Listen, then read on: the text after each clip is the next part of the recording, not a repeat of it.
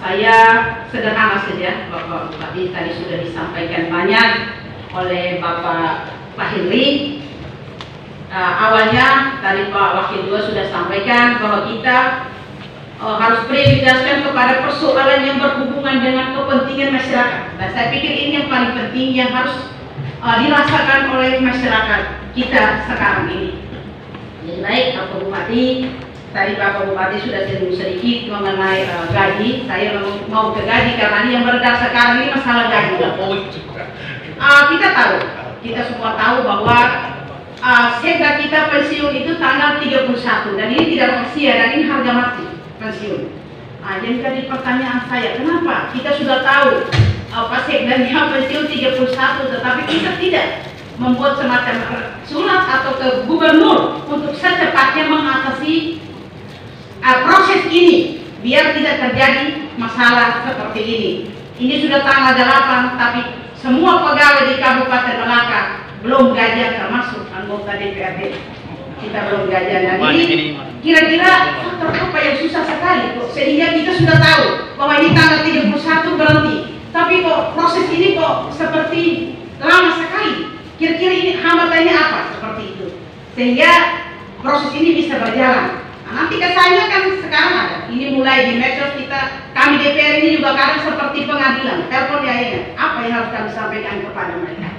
Setuju, karena rekomendasinya baru datang, sehingga baru ada polannya. Tetapi inilah yang beredar sekarang Bapak Bupati. Pertama. Yang kedua, saya sampaikan kepada Pak PLT Sekda yang menjadi pimpinan langsung ASN.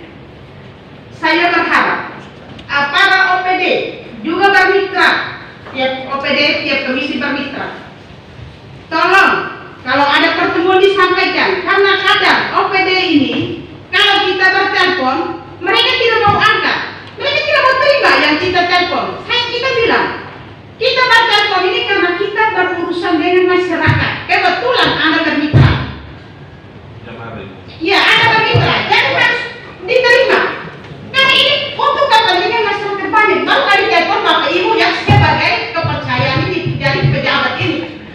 Kalau Ibu atau Bapak tidak jadi kepala dinas, untuk apa Bapak? Kami telepon Bapak Ibu. Untuk pribadi kami tidak penting Bapak. Bapak Ibu tidak penting. Ini karena masyarakat ini yang kami perjuangkan. Kalau telepon tidak angkat sementara perjalanan atau di mana? Kan ada di telepon masuk pasti lihat. Secara etiknya kan kontak kembali. Ada apa?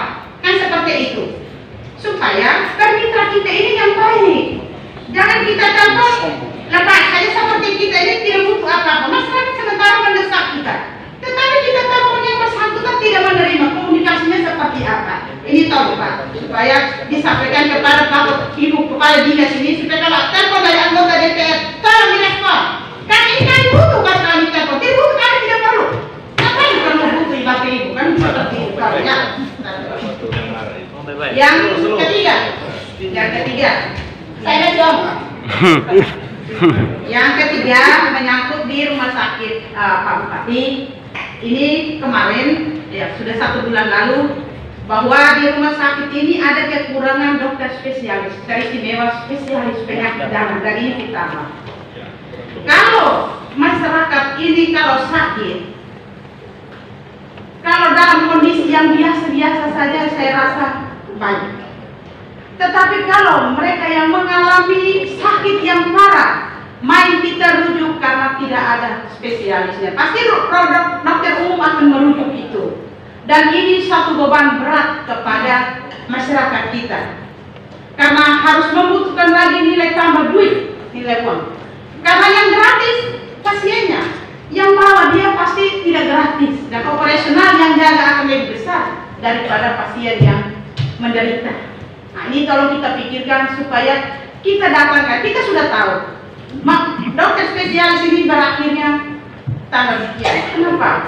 Kenapa tidak bisa diperpanjangkan, dipertahankan atau ambil lagi? Sehingga di rumah sakit ini kan bisa ada dokter spesialisnya. Karena ini menyangkut nyawa manusia. Kalau ini penanganan ya, kita tahu ini tekniknya orang dokter, tapi kan namanya sakit ya kita lihat penanganan ini lambat kan bisa menyebabkan orang mati juga walaupun mati agak kuat. Tetapi salah kita lambat menangani pasti juga berdampak fatal kepada orang yang sakit ini. Nah, yang lain-lain kan ada spesialis, tapi kok penyakit dalam yang vital ini kok tidak ada. Nah, ini bagaimana pelayanan ini kepada masyarakat ini? Kan yang kita mau supaya kita punya masyarakat sekarang ini mau sejahtera. Yang kita sekarang ini kan mau supaya kita bermitra untuk masyarakat kita, perjuangkan masyarakat kita ini mau sejahtera. Sejahtera ini yang pokoknya begini-begini dulu, sederhana saja. Masyarakat itu sejahtera, dia mau baik, itu dua saja. Saya mau pro dan sehat. Dua ini kalau terpenuhi syarat, masyarakat itu tidak akan ribut.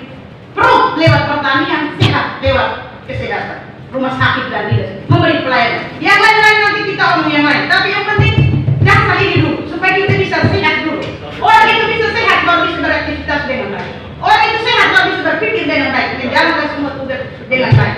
Yang penting dia kenyang dan dia sehat. Ini yang harus prioritas kita. Dan saya lihat untuk perutnya sudah Bapak punya program Pak Bupati bahwa apa untuk pertanian. Tapi ya harus kita jalankan sesuai dengan tupoksi yang ada.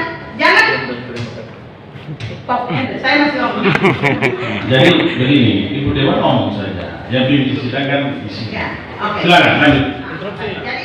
Dan ini kenapa Pak Bupati melantik tanpa melalui satu proses seleksi?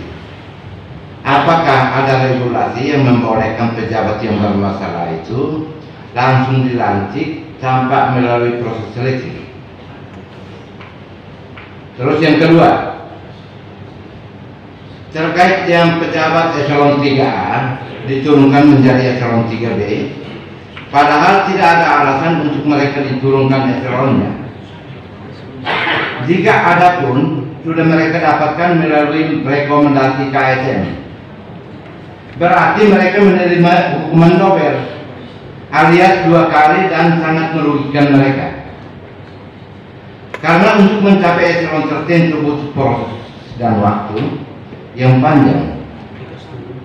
Apa ada regulasi yang mengatur tentang itu sehingga Bupati berani turunkan eselon para pejabat saat mutasi? Ini dasarnya itu adalah PP 94 2021 tentang disiplin pegawai negeri sipil, di mana ASN yang melanggar itu sanksinya tidak boleh 2 kali. Pasal 35 ayat 3, PSN tidak boleh dijatuhi hukuman disiplin 2 kali atau lebih untuk satu pelanggaran disiplin. Contohnya, ada eselon 3A yang turun eselon 3B. Ada terkait yang pelanggaran pilkada, ada yang sudah dapat teguran dari rekomendasi KSN itu harus turun pangkat, terus turun lagi eselon. Ini ibarat sudah jatuh ke timpa tangga. Ini karena ini juga sebagai masukan untuk Pak Bupati. Saya bukan persalahkan Pak Bupati, tapi lingkaran yang menangani dinas teknis harus memberikan advis yang baik kepada Pak Bupati sehingga bisa dapat mengambil sikap, karena ini menyangkut anak-anak mereka. Bukan yang diturunkan itu anak-anak P2. Terkait material kepegawaian itu dalam penataan birokrasi, terlihat Bupati melantik pejabat baik eselon 2 dan 3, 1-2 minggu itu dilantik, lalu mutasi lagi pada tempat yang berbeda. Ini terlihat bahwa mutasi para pejabat eselon tanpa kajian baper zakat, sehingga terkesan asal pasan dan asal cari. Bagaimana ini bisa dijelaskan? Terus dalam tahun 2022 ini pemerintah berencana akan memulai pembangunan kantor Bupati Melaka. Bagaimana rencana pembangunan kantor Bupati itu? Apakah sudah sesuai dengan perda tentang pembangunan kantor Bupati Melaka? Nah, bagaimana kalian desain tentang rencana pembangunan kantor itu? Berikut, pembangunan kantor itu membutuhkan anggaran yang tidak sedikit, sehingga diperlukan rencana yang matang agar tidak mangkrak di jalan dan menjadi beban anak cucu mereka. Untuk itu perlu dijelaskan secara detail rencana pembangunan kantor itu minimal 3 tahunan ke depan, dengan besaran pendanaan yang dibutuhkan, sumber pendanaannya dari mana saja, dan target kerjanya seperti apa. Saya tidak salah, tahun 2022 ini pemerintah alokasikan anggaran untuk bangun kantor daerah itu 20M. 20M itu untuk bangun item apa saja sehingga terukur dan bisa dikontrol Dewan. Ini terkait dengan TEDA Pak Bupati. Kenapa TEDA Melaka ini hingga saat ini belum semuanya belum dikeluarkan SK-nya?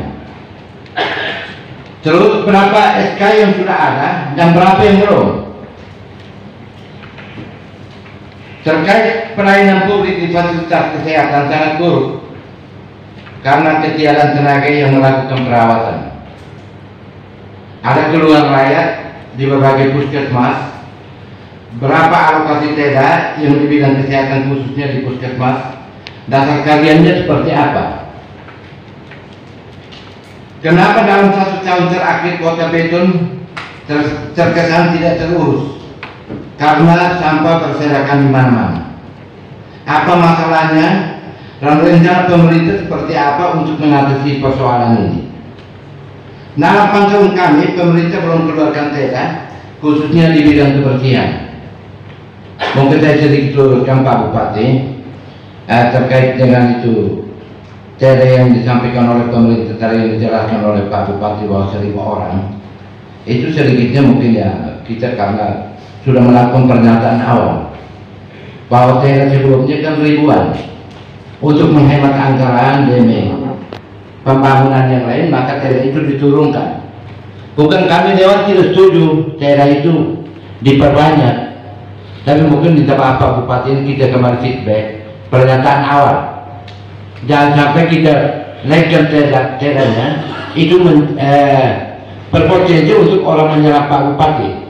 Jadi saya setuju tetap 1.000 karena kita mau menghemat anggaran untuk pembangunan yang lain.